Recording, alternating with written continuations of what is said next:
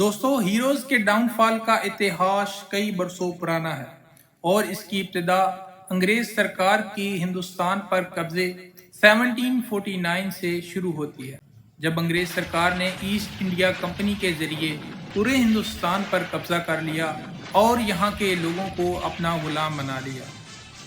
फिर कोई भी शख्स जो अपनी कौम और वतन के लिए आज़ादी का ख्वाब लेकर खड़ा हुआ और अपनी कौम के गले से गुलामी की जंजीर तोड़ना चाहिए, ख्वाह वो हैदर अली हों, टीपू सुल्तान हों या झांसी की रानी लक्ष्मी बाई हों, जो भी आज़ादी का ख्वाब लेकर खड़ा हुआ, अंग्रेज सरकार ने उसको तारीख के पन्नों में इबरत बना दिया। यहाँ तक कि यहाँ के लोगों ने अंग्रेज सरकार के सामने घुटने टेक दिए और इस गुलामी को अपनी तकदीर मान लिया। आज की वीडियो शुरू करने से पहले मैं इस बात को क्लियर करना चाहता हूँ कि ये वीडियो किसी पॉलिटिकल पार्टी की प्रमोशन या किसी सियासी लीडर की तशहीर के लिए बिल्कुल नहीं है। आज की वीडियो पाकिस्तान में हीरोज के डाउनफॉल की तारीख आपके सामने रखेगी और इस इतिहास के साथ बयान करेगी कि किस तरह पाकिस्तान में हीरोज का डाउनफॉल होता है और ये एक हादसा नहीं बल्कि एक मरबूत प्लानिंग के तहत होता रहा है। 1857 की जंग आज़ादी में नाकामी के बाद जब कौम मायूस हो चुकी थी और आज़ादी का ख्वाब टूट चुका था, बज़ाहिर ऐसा लग रहा था कि अब शायद इस कौम को आज़ादी दिलाने के लिए कोई हीरो कभी नहीं आएगा। नाज़रीन, मायूसी और नाउमीदी के इस दौर में भी कुदरत ने इस कौम पर एहसान किया और कुछ ऐसे हीरोज पैदा किए जिन्होंने अपना भेस बदल कर तहरीक आज़ादी को जारी रखा और उस भेस बदले हुए लोगों को फिरंगी पहचान ना पाया और उन भेस बदले हुए लोगों ने बिलाखिर अपनी कौम के लिए आज़ादी के ख्वाब को शर्मिंदा ताबीर कर दिखाया।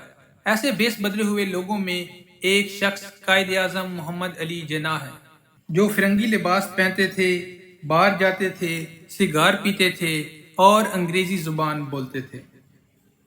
नाज़रीन, हिंदुस्तान की तारीख आज़ादी में फिरंगी की ये सबसे बड़ी गलती थी कि वो बदले भेस में हीरो को पहचान ना सका था। वो अपनी ताकत के नशे में इतना मदहोश था कि जब इसको मालूम हुआ कि जिसको वो अपने जैसा समझ रहा है वो अपने देश का वफादार हीरो है, तो भी इसने इस हीरो को आज़ाद छोड़ दिया। नतीजतन इस हीरो ने 1947 को अपनी कौम के लिए अलग वतन पाकिस्तान बना लिया। आजाद हैं अपनी मस्जिदों में जाने के लिए, मंदिरों में जाने के लिए और किसी भी और इबादत का ममलिकत का इससे कोई सरोकार नहीं। इस शिकस्त पर बरसों राज करने वाले गोरों की इज्जत को बहुत झटका लगा। उन्होंने ये अहद लिया कि अगरचा ये अलग मुल्क बन गए हैं मगर हम यहाँ के लोगों को दोबारा गुलाम बना लेंगे और दोबारा कभी ऐसे हीरो को आज़ाद नहीं छोड़ेंगे। अब दुनिया बदल गई थी। अब असला के जोर पर गुलाम बनाना मुश्किल था। अब गुलाम बनाने के लिए गोरों ने दोबारा से 1749 की हिकमत अमली अपनाई, जहां उन्होंने सबसे पहले हिंदुस्तान को गुलाम बनाया था। गोरों ने अब वही हिकमत अमली अपनाते हुए कि वहां के किसी एक शख्स को जो ताकतवर है खरीद लो और उस मीर जाफर के जरिए हुकूमत को कमजोर कर दो और पूरी कौम को अपना गुलाम बना लो।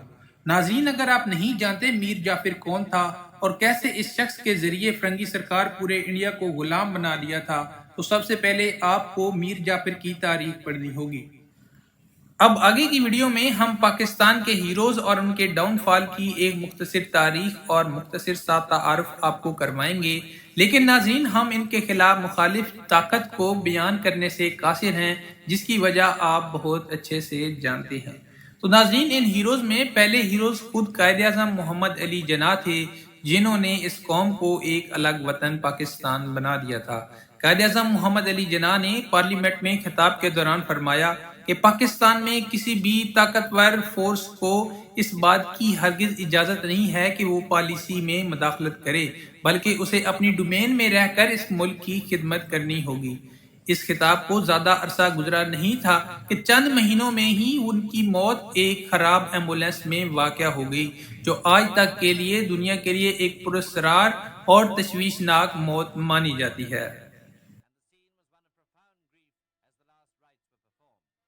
قائد اعظم کے رخصت ہونے کے بعد لیاقت علی خان کو جب اس ملک کا سربراہ بنایا گیا تو ان کو بھی ایک جلسے میں نامعلوم افراد کی جانب سے فائرنگ کر قتل کر دیا گیا، اور ان قتل کرنے والے لوگوں کو کبھی دنیا کے سامنے نہ لایا جا سکا، کیونکہ جو افسر اس کی انویسٹیگیشن کر رہا تھا اس کو انویسٹیگیشن ڈاکومنٹ سمیت ختم کر دیا گیا۔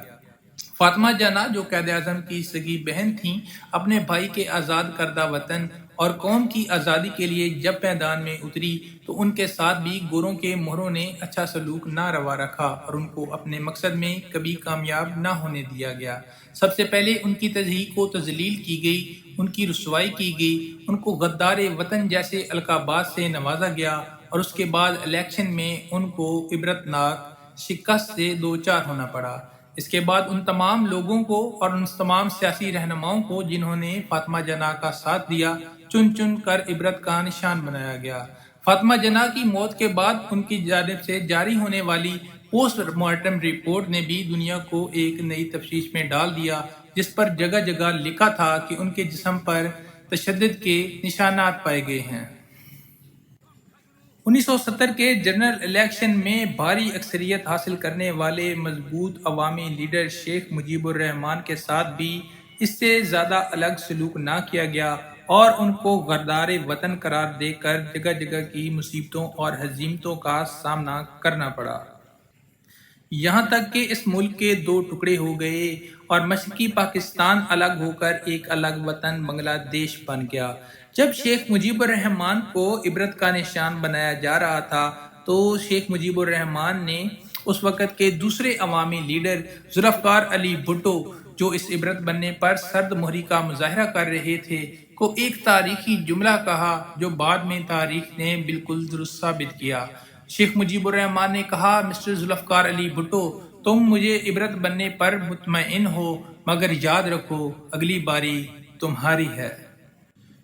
ناظرین، اس کے بعد زیادہ وقت نہ گزرا تھا جیسے ہی ذوالفقار علی بھٹو ایک مضبوط عوامی رہنما بن کر سامنے آئے اور اپنے ملک اور اپنی قوم کو آزادی اور خود مختاری کے راستے پر گامزن کرنے کی کوششیں شروع کیں تو ان کو بھی ایک کمزور قسم کے کیس میں دن دہاڑے پھانسی کے تختے پر لٹکا دیا گیا۔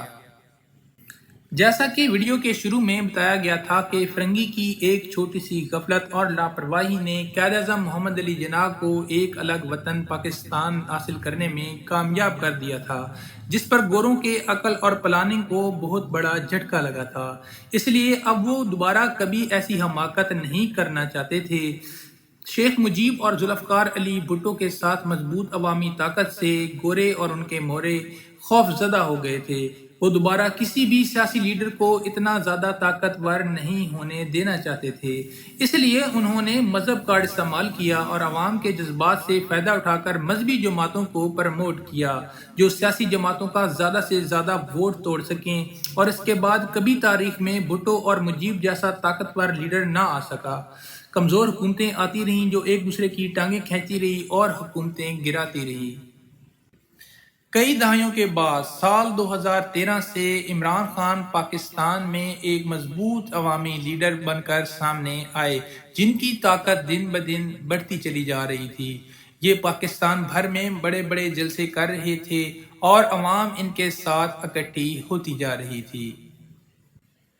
لیکن شاید عمران خان کو بھی قائد اعظم کی طرح گوروں اور ان کے مہروں نے زیادہ سیریس نہ لیا تھا۔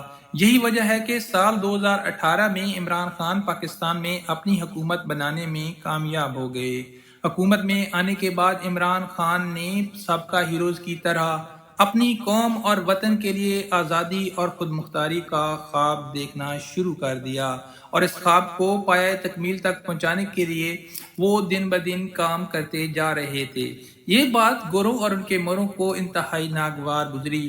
انہوں نے بارہا عمران خان کو اپنے اس خواب سے دستبردار ہونے کا حکم دیا، لیکن وہ دن بدن اپنے خواب کی تکمیل کے لیے کوشاں تھے اور گوروں اور ان کے موروں کو ایک ہی ٹھوس جواب دے رہے تھے جو تھا absolutely not. Will you allow the American government Absolutely not. किसी भी पाकिस्तानी लीडर की जानिब से 73 साल से पाकिस्तान पर काबिज गोरों और उनके मोरों के लिए एब्सोल्युटली नॉट कहना किसी थप्पड़ से कम नहीं था।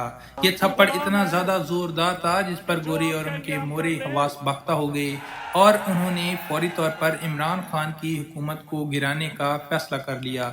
नाजरीन, आपको बताते जाएं कि तीसरे साल और उसके दरमियान में इमरान खान अपने मुल्क की मईशत को कंट्रोल करने में कामयाब हो रहे थे। वो आज़ाद खुद मुख्ताराना फैसले कर रहे थे और अपने हमसाय ममालिक से तल्लुकात को बढ़ा रहे थे। उनके मुल्क की मईशत पिछले 20 साल से ज़्यादा तेज़ रफ्तार से तरक्की कर रही थी। ये एक अलार्मिंग सूरत हाल थी जिसमें अगर इमरान खान अगर कुछ अरसा और चलने दिए जाते तो वो शायद मुल्क को क्राइसिस से निकाल लेते और ज़्यादा ताकत और अपनी शोहरत के आसमान तक जा पहुँचते। लिहाजा फौरी तौर पर इमरान खान की हुकूमत को अदम एतमाद तहरीक के ज़रिए गिरा दिया गया। लेकिन बात यहाँ सिर्फ इमरान खान को हुकूमत से अलग करना ना रहा, बल्कि उन्होंने फैसला कर लिया कि इमरान खान को ऐसी इबरत का निशान बना दें कि दोबारा पाकिस्तान में कोई अवामी लीडर आज़ादी खुद मुख्तारी और एब्सोल्युटली नॉट कहने की हिम्मत ना कर सके। नाजरीन, इसके बाद शायद अब तक इमरान खान पर 250 तक मुकदमा दर्ज हो चुके हैं और वो इस वक्त जेल में हैं। अगर वो एक फैसले में आज़ाद होने लगते हैं और उनकी बरियत का इम्कान बनता है तो दूसरे मुकदमे में उनको फौरी तौर पर गिरफ्तार कर लिया जाता है। उनके सियासी रहनुमा उनकी पार्टी के या तो गिरफ्तार हो चुके हैं या वो पार्टी छोड़कर जा चुके हैं। उनकी पार्टी का झंडा लहराना और सियासी इत्तेमाद पर पाबंदी है और वो इस वक्त तरह तरह की सऊबतों का सामना कर रहे हैं। वीडियो के आखिर में मैं इतना कहना चाहता हूं कि आज भी अगर इमरान खान अपने ख्वाब से दस्तबरदार हो जाएं और गोरों और उनके मोरों की गुलामी कबूल कर लें और डील कर ले तो ये दोबारा शोहरत की बुलंदियों पर होगा। इसके नाम से स्टैंड्स अप फॉर चैंपियन जैसे तराने हर साल रिलीज किए जाएंगे। इसके नाम से शाहराहें और इमारतें होंगी। लेकिन अगर ये कौम का हीरो बनने के ख्वाब से पीछे ना हटा तो और गुलामी की जंजीर तोड़ने से बाज ना आया तो ये भी क़यादे आज़म जैसी खराब एम्बुलेंस में डालकर या फातिमा जना जैसे गद्दार करार दिया जाकर या लियाकत अली खान जैसे नामालूम कातिलों के हाथों या भुट्टो जैसे किसी केस में तख्तादार पर झूलता दिखाई दिया जाएगा और अगले 50 साल तक कभी कोई अवामी लीडर ऐसी गलती करने की कभी भी हमाकत नहीं करेगा। और कर्जों के पहाड़ में और इस महंगाई के तूफान में क्या खबर ये कौम और ये मुल्क अगले 50 साल में किस हाल पर होगा। अगर आप इमरान खान को आज गद्दार और करप्ट समझते हैं तो कोई बात नहीं, ये कसूर आपका नहीं है बल्कि आपको पहनाई गई ऐनक का है। यकीन माने अगर आप तारीख का मुताला करें तो क़ायद आज़म से लेकर हर पाकिस्तानी हीरोज़ के बारे में आप अवाम की ऐसी ही राय जानेंगे जिसमें अवाम की काफ़ी तादाद उनसे बदजन और बदगुमान रही थी। इस दुआ के साथ कि खुदा अपने हबीब के सदके हमारे हाल पर रहम फरमाए और गैब से हमारी इमदाद भेजे और जालिमों के खिलाफ हमको निजात दे। आपसे इजाज़त चाहेंगे, मिलेंगे एक नई वीडियो के साथ। तब तक के लिए अपना बहुत ख्याल रखिए। चैनल को सब्सक्राइब नहीं किया तो चैनल को सब्सक्राइब कीजिए, लाइक कीजिए और ये वीडियो अपने दोस्तों तक पहुंचाइए। तब तक के लिए अल्लाह हाफिज़।